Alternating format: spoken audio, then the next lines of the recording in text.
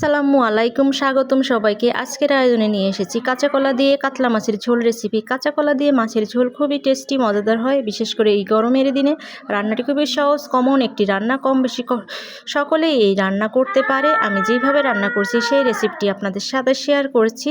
আশা করছি আপনাদের ভালো লাগবে। মাছটি কেটে ভালোভাবে ধুয়ে পরিষ্কার করে নেব। এবার কড়াইতে পরিমাণ মতো তেল দিয়ে নেব।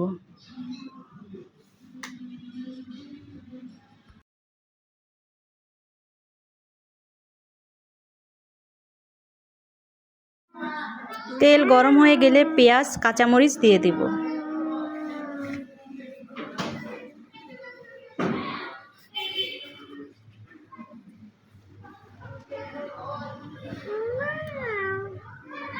এবার পেঁয়াজ, কাঁচামরিচ ভালোভাবে ভেজে নেব। হালকা ভাজা হয়ে গেলে এ পর্যায়ে দিয়ে দিব রসুন বাটা,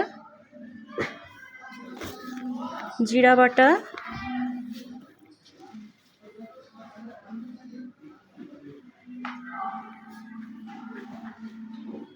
দিয়ে দিব পরিমাণ মতো লবণ,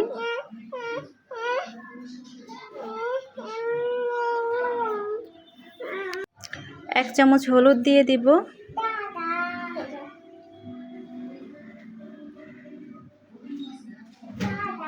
এক চামচ মরিচের গুঁড়া দিয়ে দিব,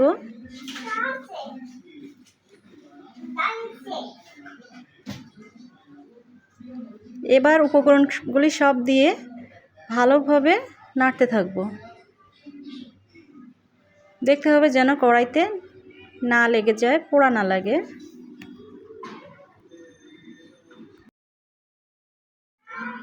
মশলা যাতে পোড়া না লাগে এই জন্য সামান্য পরিমাণ পানি দিয়ে দিব। পানি দিয়ে ভালোভাবে নাড়তে হবে। মশলা কষানো হয়ে গেলে আমরা মাছগুলি দিয়ে দিব। মাছগুলি যেহেতু ভেজে নেওয়া হয়নি এজন্য ভালোভাবে কষিয়ে নিতে হবে। আর মাছ যত ভালোভাবে কষানো হবে তরকারিটি তত টেস্টি ও মজাদার হবে। এবার মাছগুলি অন্য একটি পাত্রে তুলে নিয়েছি। তারপর এই মাছের মশলার ভিতরেই কলাগুলি ভালোভাবে কষিয়ে নেব।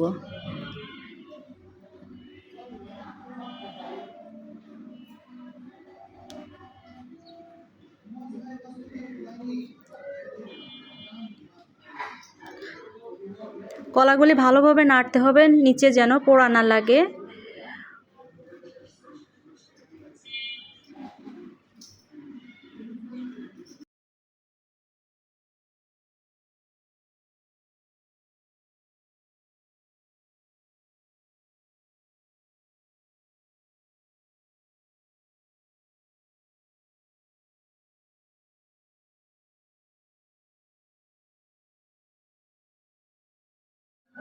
কলাগুলি ভালোভাবে কষানোর পর পরিমাণ মতো পানি দিয়ে দিতে হবে।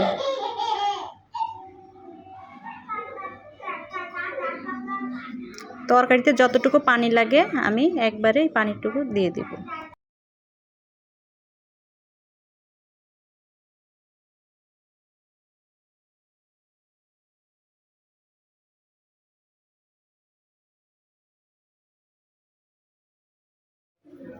এবার আমি কষানো মাছগুলি তরকারিতে দিয়ে দিব।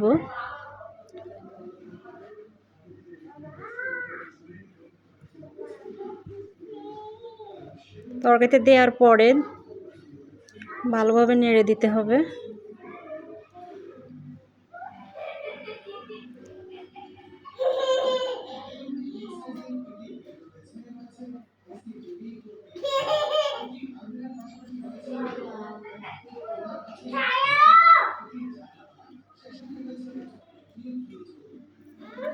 তারপর কিছুক্ষণের জন্য ঢেকে দিতে হবে।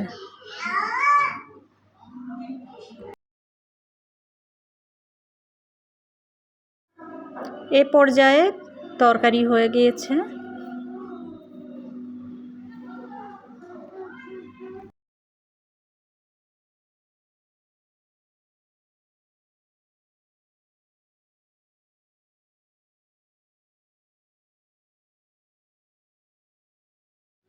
তরকারি নামানোর আগে আমি 1 চামচ পরিমাণ ভাজা জিরার গুঁড়া দিয়ে দিব।